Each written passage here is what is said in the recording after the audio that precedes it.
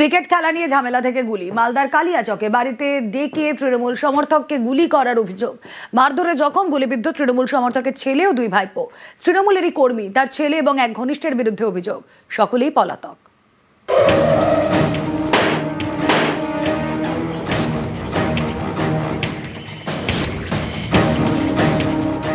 Cricket খেলা নিয়ে ফার্স্টে গন্ডগোল হয় বাচ্চা কাসিম নগরের লোকগুলো এসে থ্রেট দিয়েছিল একদিন 3-4 দিন আগে, পেস্তুল নিয়ে গুলি করে দিব। ফের মালদায় গুলি, এবার কালিয়াচকে তৃণমূল সমর্থক জামাল উদ্দিন শেখকে বাড়িতে ডেকে গুলি করার অভিযোগ। বন্দুকের বাট দিয়ে জামাল উদ্দিনের ছেলে শামীম শেখকে মারধরের অভিযোগ। মারধরে যখন তৃণমূল সমর্থকের দুই ভাইপো।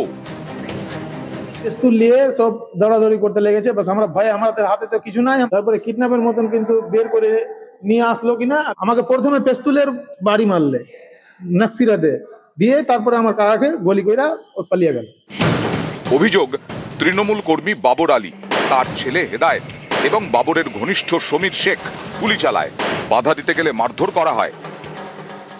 ক্রিকেট খেলা নিয়ে ফার্স্টে গন্ডগোল হয় বাচ্চা কাসিম নগরের লোকগুলো এসে থ্রেট দিয়েছিল একদিন 3-4 দিন আগে, পেস্তুল নিয়ে গুলি করে দিব। আবার জল নিয়ে ডেকেছে বাবরের ছেলে, ওখানে বাবরের বাড়িতে গুলি মেরেছে ঘরে ভরে। ক্রিকেট খেলা নিয়ে সম্প্রতি দুপক্ষের ঝামেলা হয়।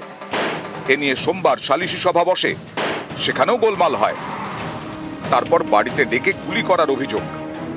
যে মীমাংসা করার জন্য হয়তো একটা কিছু করতে গেছিল, গোলাগুলি হয়ে গেছে। ঠিক আছে, আমরা স্ট্যান্ডে ছিলাম, বাইকে করে নিয়ে এসছে, আমাদের নিজের গাড়ি ছিল, গাড়ি থেকে তুলে নিয়ে চলে এসছে। জামাল উদ্দিন শেখের জলের ব্যবসা। অভিযোগ, জল নেওয়ার কথা বলে মঙ্গলবার সকালে তাঁকে বাড়িতে ডাকেন বাবর আলী। জামাল উদ্দিন পৌঁছলে তাকে লক্ষ্য করে গুলি করে। খবর পেয়ে জামাল উদ্দিনের ছেলে ও তার দুই ভাইপো গেলে তাদের মারধর করা হয় বলে অভিযোগ। একটা অল্টারকেশন হয়েছিল, এটা আমরা পেয়েছি। কি নিয়ে, কিভাবে, কেন, আগে প্রিভিয়াস কাজ ছিল কিনা, সেগুলো সব আমরা খতিয়ে দেখছি। যে বা যারা এই ঘটনা ঘটিয়েছে, এই ঘটনার পেছনে যারা আছে বা যারা এই ঘটনা ঘটিয়েছে, তাদের এগেইনস্টে স্ট্রং অ্যাকশন নেওয়া হবে। মালদা থেকে ক্যামেরায় লিপেশ লালার সঙ্গে সেবক দেব শর্মা, নিউজ 18 বাংলা। ফাঁসি দেওয়ার রাষ্ট্রায়ত্ত ব্যাংকে গুলি চলল। নিরাপত্তা রক্ষীর আগ্নেয়াস্ত্র থেকে ছড়া গুলি।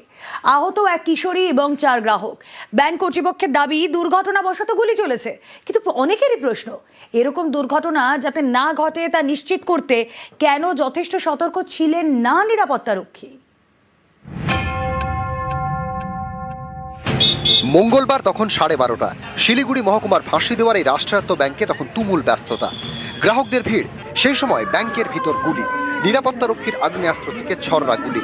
আহত হন 4 গ্রাহক, এক কিশোরী, প্রত্যেকেরই পায়ে গুলি লাগে। হঠাৎ করে আমাকে ফোন করলো, দাদা বলছে কি এরকম ঘটনা হয়েছে, ব্যাংকে গিয়েছিল টাকা তুলতে, আর ব্যাংকে কি ফায়ারিং হয়েছে না কি হয়েছে বলে। আমরা ওইভাবে শুনলাম, আমরা বলতে ডাকাতি হয়েছে নাকি ওইভাবে ফায়ারিং হয়েছে, আর কীভাবে ফায়ারিংটা হলো সেটা আমরা জানতে চাই।